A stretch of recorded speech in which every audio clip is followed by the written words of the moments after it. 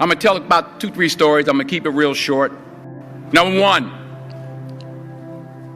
put God first. Put God first in everything you do. Everything that you think you see in me, everything that I've accomplished, everything that you think I have, and I have a few things, everything that I have is by the grace of God.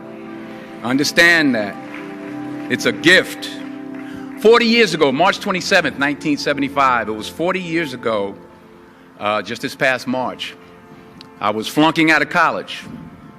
I had a 1.7 grade point average.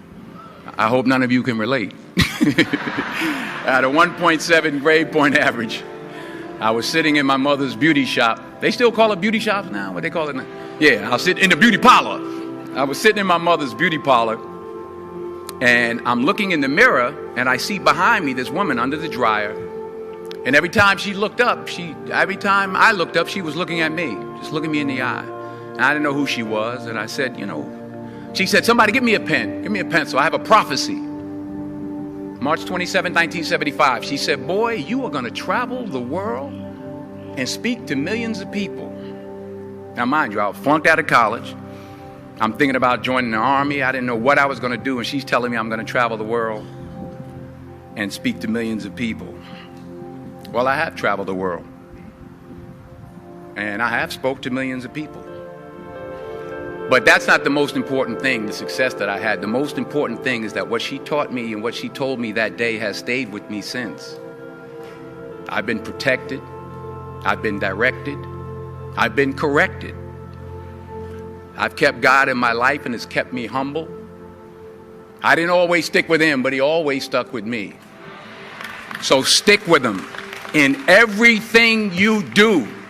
If you think you want to do what you think I've done, then do what I've done and stick with God. Number 2, fail big.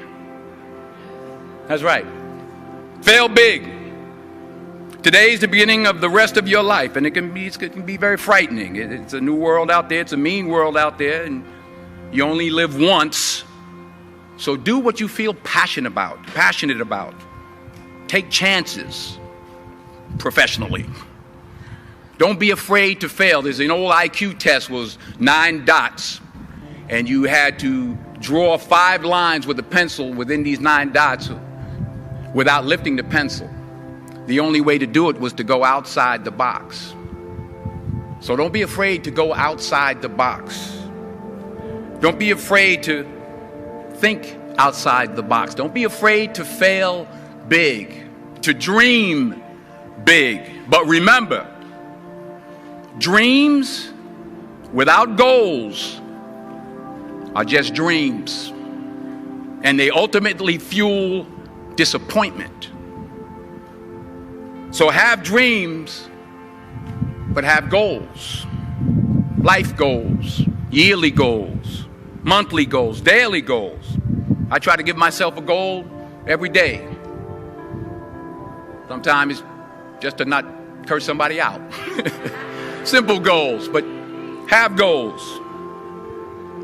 And understand that to achieve these goals, you must apply discipline and consistency. In order to achieve your goals, you must apply discipline, which you have already done, and consistency every day, not just on Tuesday and miss a few days. You have to work at it every day. You have to plan every day. You've heard the saying, we don't plan to fail, we fail to plan. Hard work works.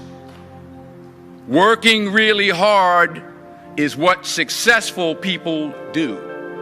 And in this text, tweet, twerk world that you've grown up in, remember, just because you're doing a lot more doesn't mean you're getting a lot more done. Remember that. Just because you're doing a lot more doesn't mean you're getting a lot more done. Don't confuse movement with progress. My mother told me, she said, yeah, because you can run in place all the time and never get anywhere. So continue to strive, continue to have goals, continue to progress. Number 3, you'll never see a U-Haul behind a hearse. I'll say it again. You'll never see a U-Haul behind a hearse. I don't care how much money you make, you can't take it with you. The Egyptians tried it. They got robbed. That's all they got. You can't take it with you. And it's not how much you have. It's what you do with what you have. We all have different talents. Some of you will be doctors, some lawyers, some scientists, some educators, some nurses, some teachers. Yeah, okay. Some preachers. The most selfish thing you can do in this world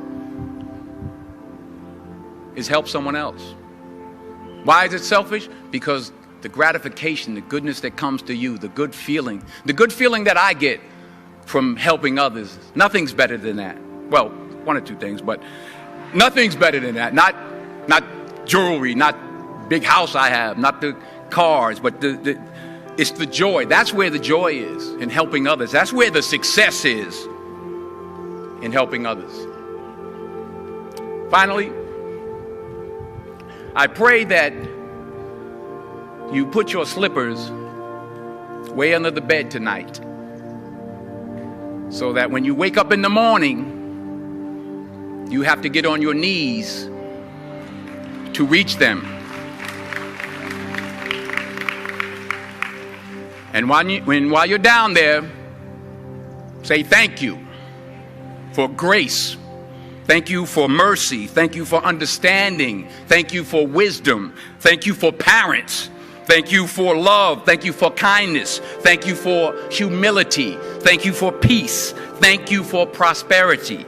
Say thank you in advance for what's already yours.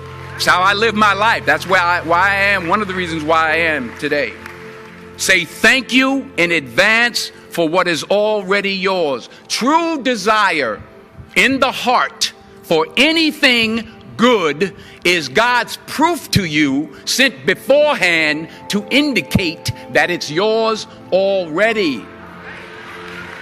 I'll stop.